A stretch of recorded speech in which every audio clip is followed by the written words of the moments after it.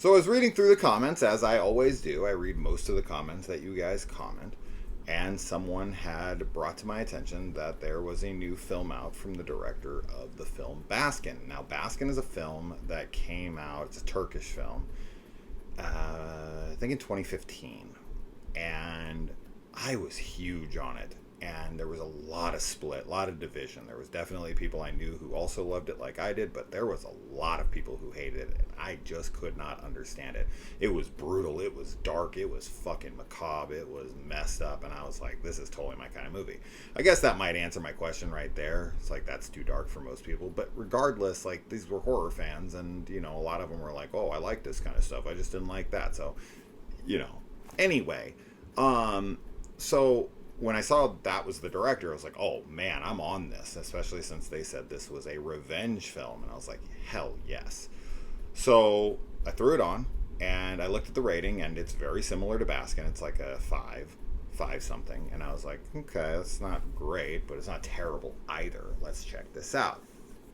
So this is Sayara, I think is how you pronounce it. Another Turkish film, as you would expect. And this is about a retired fighter who now works at a gym as a janitor alongside of her sister, who also is there. And her sister is having an affair with the owner of this gym. And something happens to her sister, and Sayara goes out for revenge. Man, this movie's fucking dark and brutal as fuck. Jesus Christ. The ending 20 minutes of this movie is definitely super, super satisfying and also really, really fucked up. And honestly, this might have my favorite last shot of a film this year. The last like 30 seconds just was like perfect for me. It was like, yes, chef's kiss. It's exactly what I expected it to be. Like, once the setup happened and it was like revealed to be this thing that they were doing, I was like, okay, they're gonna do this. And the way that it's done was chilling and very satisfying, but in a really messed up, dark way. Yeah, this movie holds no bars. You know, I've watched a lot of revenge films, and they definitely vary in range of like darkness, right? There's plenty of movies that are much more lighthearted revenges. I know that kind of sounds counterintuitive, but that's true. Like, there are plenty of those types of films where they feel much lighter. It's just kind of like guns blazing, almost like, you know, this is more of like a rescue film sort of, but like I think of like Commando, which is still R-rated, but he's just kind of, you know, popping off shots at a bunch of random soldiers that are running at him endlessly, right? There's those types of movies that are much more light and fun.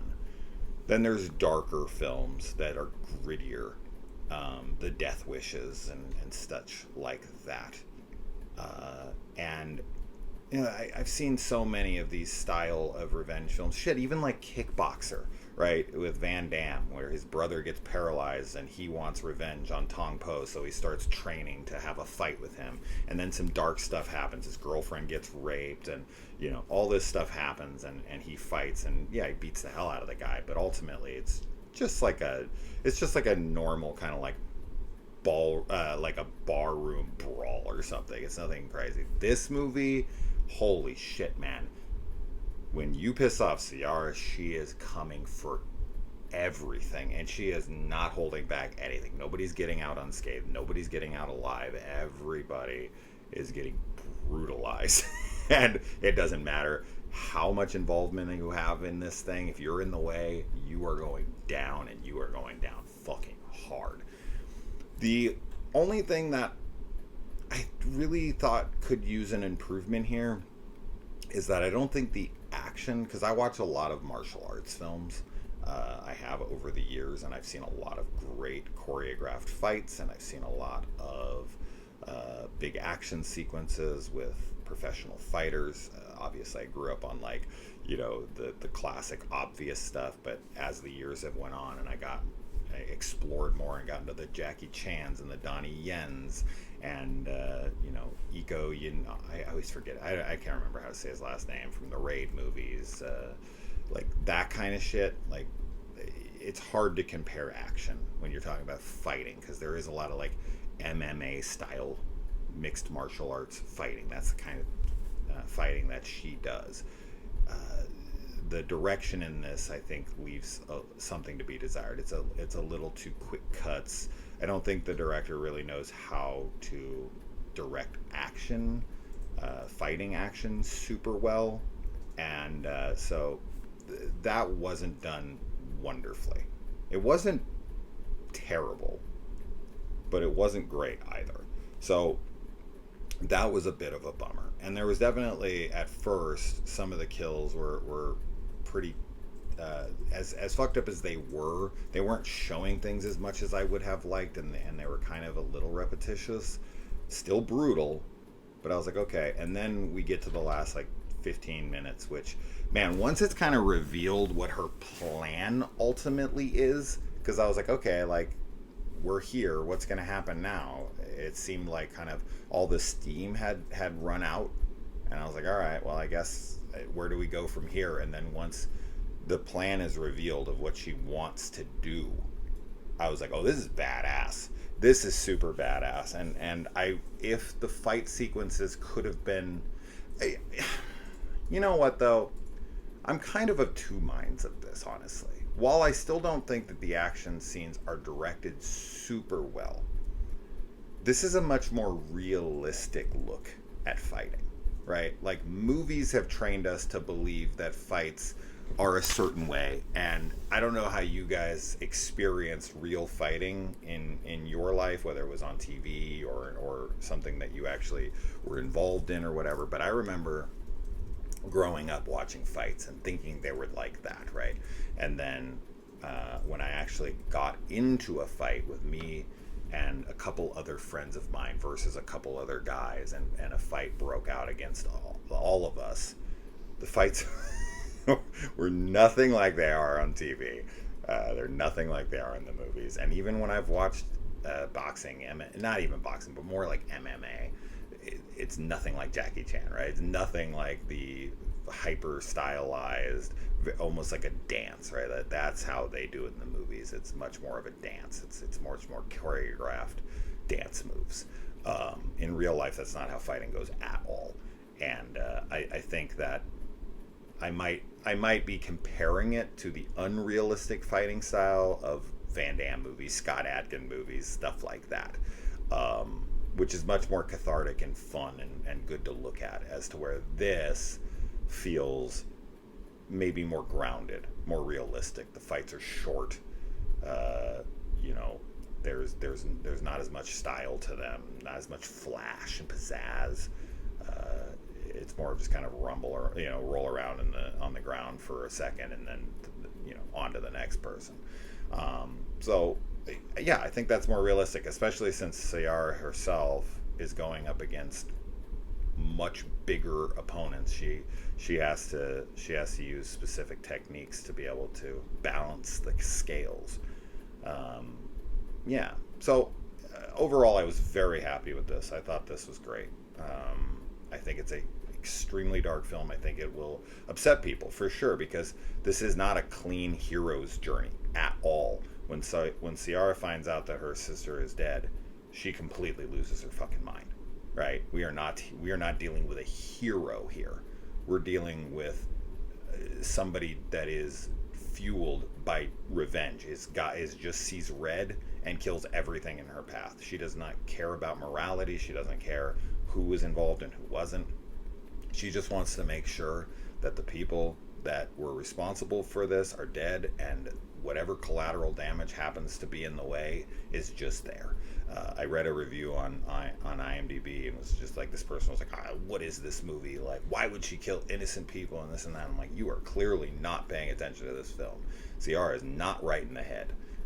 So if you're looking for a movie where someone is morally centered and they don't really want to harm anyone but the perpetrators, like, this isn't for you. She goes wild. She's completely unleashed, and she's completely psychotic, and there is a level of catharsis in it, for sure, as somebody, because this is another thing, and I didn't even mention this, but what happens to her sister is so unbelievably uncomfortable to watch. And I like how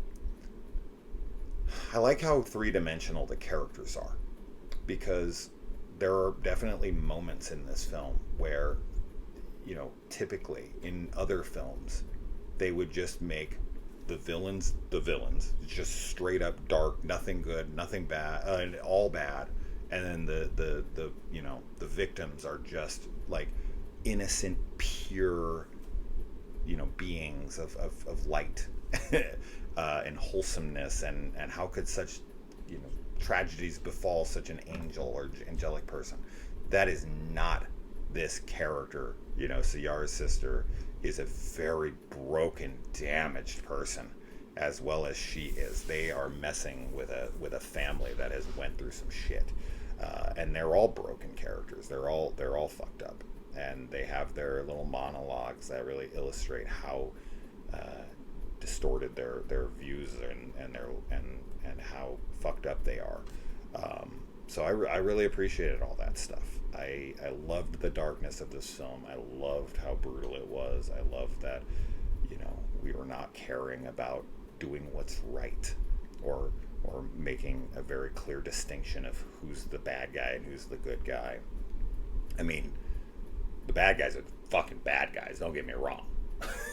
They're monsters, and I'm very glad what ends up happening to them. It's a revenge movie. I'm sure you can guess their fates. But yeah, I loved the last 15 minutes of this movie especially. I thought that was just fantastic. Had the fight sequences been just filmed a little better, they don't even have to be more stylized, right? Just not so many quick cuts. It felt like the director didn't really know how to film the action for me. And I had read that the director is a big fan of MMA, and that's probably the driving force behind the desire to make this film, and I'm glad he did. But yeah, this is not the type of film like a Van Damme or somebody would be in. This is not that character. Those characters wouldn't do this shit. They'd have like a crisis of faith, and like, a moment where they were like trying to wrestle with their morality and their demons, and do the right thing. Fuck all that. That does not exist in this film. Not it at all. Sayara is on a path to hell, and she does not care. So I love that film for this, and I highly recommend it if you are a revenge fan. If you like films like Kill Bill, right? Like where Beatrix is just hell bent on revenge, and she doesn't really care. She's not stopping. That conversation she has with the first Vivica A. Fox's character, like, nothing you've done between now and then, including having a kid, is going to stop me from doing what I need to do here. Like, you fucked me over, you're going down. But even darker. That movie has a lot of light, a lot of fun. She obviously, Beatrix is a character that morally does want to do the right thing and wants to take people out. But I'm just saying, she's a female killer who's hell-bent on revenge, will stop at nothing, is not going to let anything talk her out of killing the people that she's ultimately after. And just that, but much darker. So there you go. Check it out. It's available to rent right now on Amazon. I paid about $4 for it. Absolutely worth it. Makes me really want to check out Baskin. And I also forgot to mention here, I don't think I mentioned that in this review. I just found out from Alex from Beyond the Void Horror Podcast that he remade, I guess it already exists, I can't find it anywhere to rent, but he remade the coffee table. It's literally called the Turkish Coffee Table, and it's a remake of the coffee table. If for some reason you haven't seen that, I really, really recommend that. That's another super, super dark film. Yeah, he did a reimagining of it. Supposedly it's more graphic and darker. It probably has the scene that was missing from the first film, which I'm very curious to see how they do it, because that's fucked. and crazy. Um, so I will be looking out for the Turkish coffee table. If anyone knows how to get a copy of it, I'm totally fine renting it or whatever, but I would love to see and review it. And I'm going to look to see other films that he's done. I am very curious because big fan of Baskin, big fan of this, and I can't remember. Maybe I've seen other films of his, but I'm just blanking on what they are off the top of my head. So, anyway, check it out. Let me know. Adios.